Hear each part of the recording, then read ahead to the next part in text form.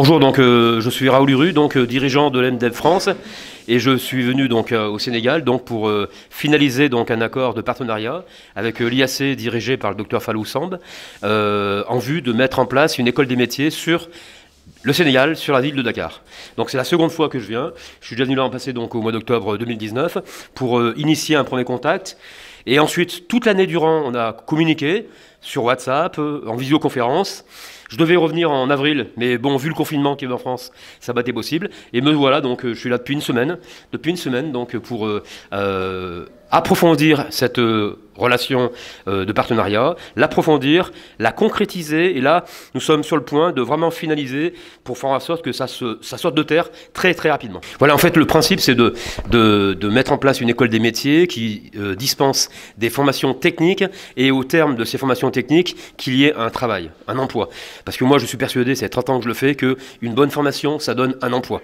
Une bonne formation, ça donne un emploi. Alors l'ENDEP, ça veut dire École des métiers, des projets et du développement économique, parce qu'on est persuadé, moi c'est mon expérience, qu'un jeune, il ne faut pas le laisser, lorsqu'il a même s'il a une bonne formation, il ne faut pas le laisser seul sur le terrain, il faut qu'il puisse être aidé. Alors peut-être ne voudra-t-il pas de l'aide, mais en tous les cas, l'ENDEP sera là pour l'accompagner dans ses projets, pour le tutorer, pour le soutenir au niveau juridique, financier, communication et réseau également. Parce que l'entreprise... Lorsqu'un jeune veut créer une entreprise, il a un projet, eh bien, il doit avoir un réseau. Et tout le monde n'a pas la chance d'avoir un vrai réseau. Et l'MDEP, eh bien, se charge de mettre en place toutes ces conditions pour optimiser l'intégration, l'insertion professionnelle du jeune dans la société. Alors, qu'est-ce qui justifie le choix du Sénégal? Moi, j'avais visé donc l'Afrique noire. C'est une question de passion. De passion, parce que moi, je pourrais très bien, c'est ce que je dis à des gens, je pourrais très bien rester en France. Moi, je suis très heureux en France. Hein. J'ai un métier accompli, j'ai fait plein de choses, enfin bon, je suis très occupé, mais moi c'est pas possible, je peux pas être très heureux en France et savoir qu'il y a des pays qui ne demandent qu'à se développer, qui ont un potentiel humain et en matière et surtout humain exceptionnel, et moi, je supporte pas ça.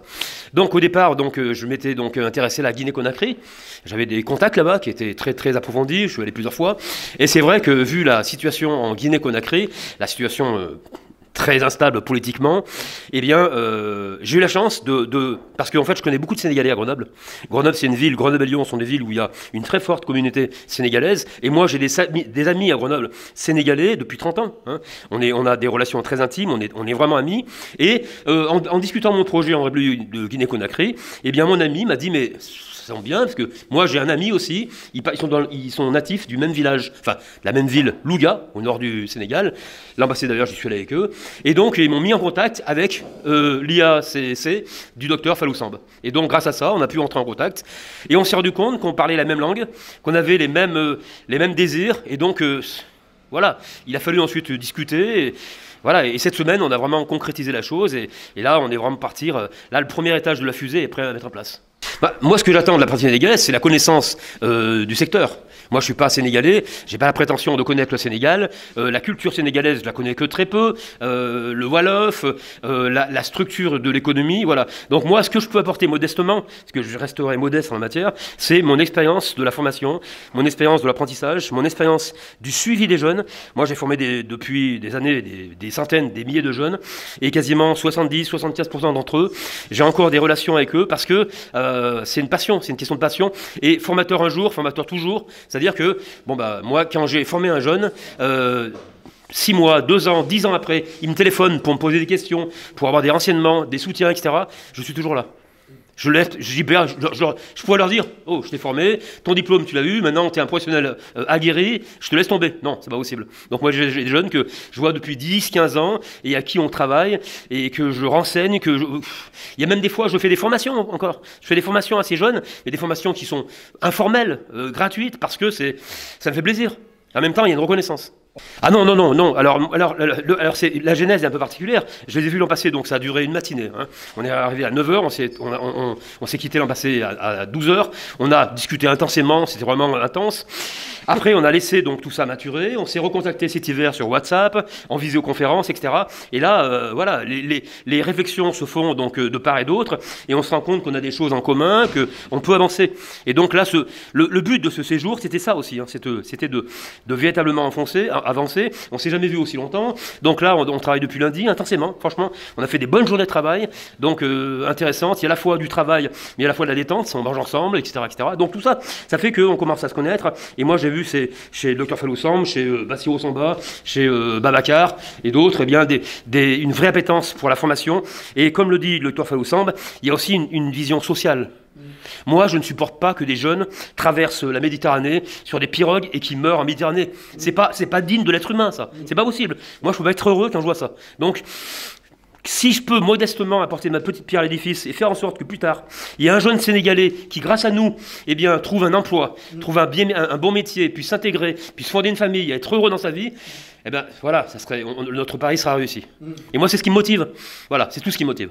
Oui, alors en fait, ce qui se passe, c'est que le Dr Fallou Samb le dit bien, en fait, l'IAPC est très, très spécialisé dans les formations niveau licence, master. Alors moi aussi, je forme des jeunes en master et en licence à Grenoble, il n'y a pas de problème. Mais je forme aussi des jeunes à des niveaux un peu plus faibles, enfin plus bas, et surtout sur des métiers techniques. Les métiers techniques qui débouchent véritablement sur un emploi. Je le répète, une bonne formation, c'est un emploi. Et un jeune qui a un emploi, c'est un jeune qui est heureux, qui est intégré, qui va faire prospérer la société, qui va payer ses impôts, qui va consommer et qui va participer à l'œuvre collective. Et donc une société a besoin de ça, a besoin d'une classe moyenne, et pour la formation d'une classe moyenne, il faut des gens qui aient un métier, qui aient une formation, et qui pourront, à leur tour, eh bien, entraîner des autres. Hein, dans la structure IAPC, il y a un jeune qui s'appelle Dico, qui a un parcours vertueux, et c'est ce qu'on disait avant-hier avec le Dr Fallou Samb. Nous, ce qu'on veut, c'est permettre à tous les jeunes Sénégalais de pouvoir avoir la chance, s'ils le veulent, comme on dit, aide-toi, le ciel t'aidera, eh bien, de suivre ce parcours vertueux. Moi, j'en ai eu en France des parcours vertueux. C'est un jeune qui a des difficultés en famille, qui a eu une enfance, une adolescence un peu chaotique, mais qui un jour a rencontré un formateur, un centre de formation, il a fait un CAP, un BEP, après il s'est dit, bah, je vais continuer, je vais faire un bac pro, après il a fait un BTS, ça a marché, je vais continuer, et après il a fait une école d'ingénieur. Et là, on a réussi. On a fait d'un jeune qui était en perdition, un jeune qui en plus, par rapport à un jeune issu d'un milieu favorisé, pour qui tout aura été facile, ce jeune-là, il va avoir une expérience et il va vouloir retransmettre ça. Dr Fallou Samb, président de l'Institut africain des politiques commerciales, IAPC, et président du conseil de surveillance de l'Agence africaine de coopération et d'information pour le commerce international, AACC. D'abord, je voudrais le remercier, d'une part d'avoir choisi l'IAPC, mais aussi et surtout d'avoir choisi le pays, Sénégal. D'avoir, j'allais dire, même adopté le Sénégal, puisque déjà il parle quelques mots. Il a fait une action caritative, une action sociale, dans le cadre donc, de son association du matraque aux déchets plastiques. Donc c'est pour vous dire déjà qu'il y a une préemption très forte au Sénégal. Il prend racine et nous espérons et souhaitons que aussi le projet de création d'une école professionnelle des métiers et des projets prendra autant racine et donc éclore tous les talents sénégalais, notamment des plus jeunes.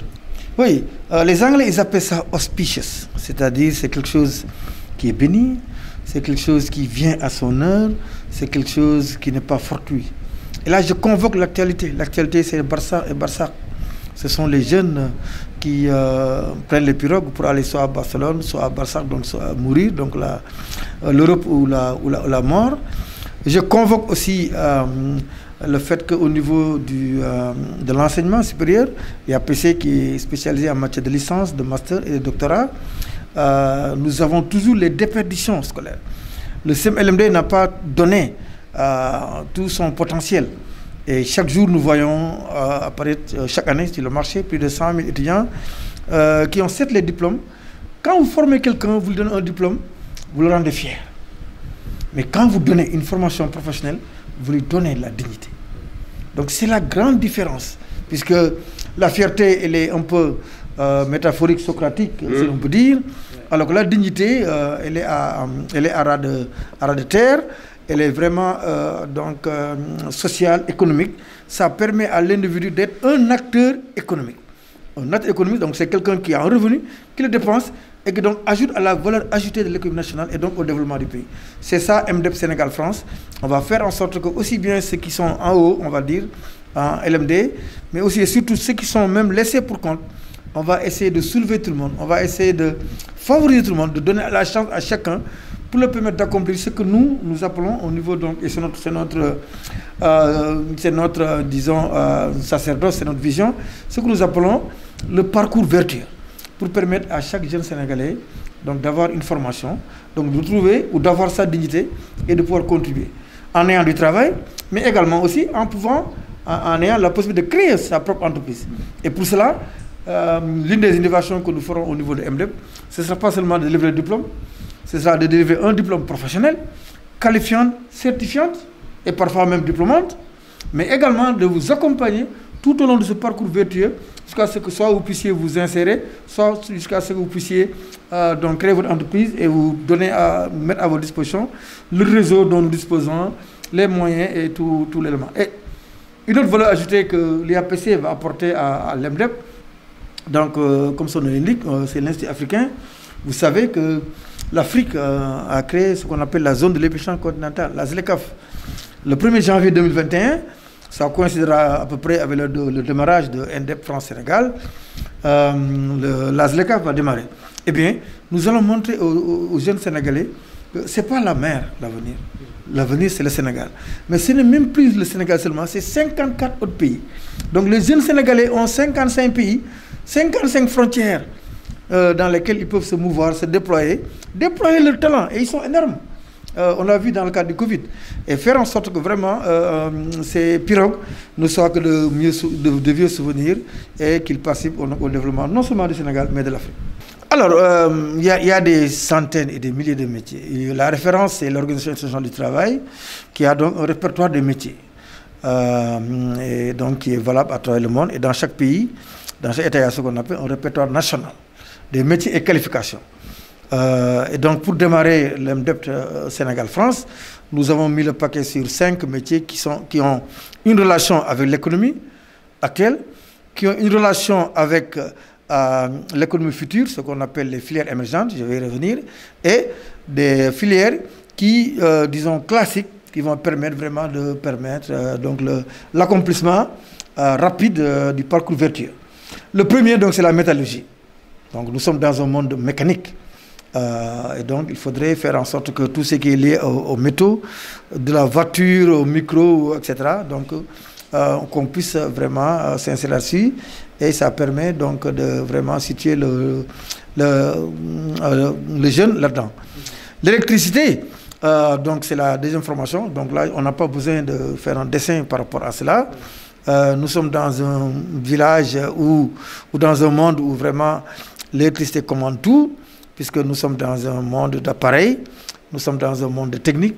Et donc, il faut faire en sorte que, donc, avec les métiers d'électricité, qu'on puisse permettre aux jeunes, non seulement de pouvoir le faire dans des bâtiments, dans des usines, mais de pouvoir le faire à l'intérieur du Sénégal, à l'intérieur du pays, grâce notamment à une section spécifique sur l'énergie solaire.